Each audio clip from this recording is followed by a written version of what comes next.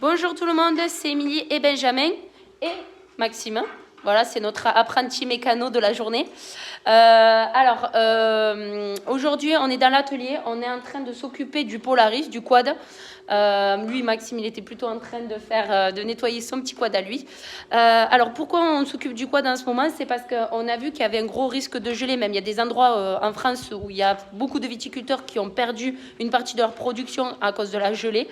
Et nous, on nous indique de la gelée de la nuit de lundi à mardi prochain, là, qui arrive. Donc, on se dit qu'on pourrait essayer quelque chose de nouveau, en fait. C'est le technicien qui nous en a parlé. Il nous a dit pourquoi pas pulvériser sur les vignes du sulfate de potasse et aussi, inédit, du miel. Parce qu'en fait, le but du sulfate de potasse, c'est d'augmenter le taux de sucre dans la végétation et ce qui fait qu'elle serait moins sensible au gelé. Alors, ça, c'est complètement aléatoire, attention, mais pourquoi pas essayer. Alors, en plus, surtout que les deux parcelles, parce qu'en fait, on n'a que seulement 2 parcelles de l'exploitation qui sont sujets à la gelée, parce que quasiment tous les ans, on sait qu'il y a des problèmes de gelée. Donc, cette année, on a retardé la taille pour décaler le débourrement. Mais malgré tout, au stade où elle en est, elle est bourgeonne à le coton. Mais à ce stade-là, s'il vient à geler, les bourgeons ils vont noircir et ça va mourir.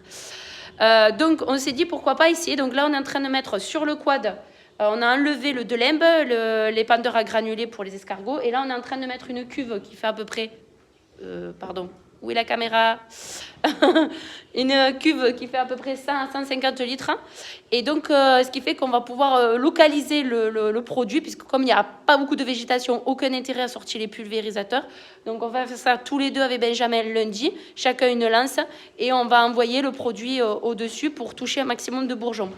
Donc, ce qu'on va mettre, c'est du sulfate de potasse à moins de 1 litre hectare.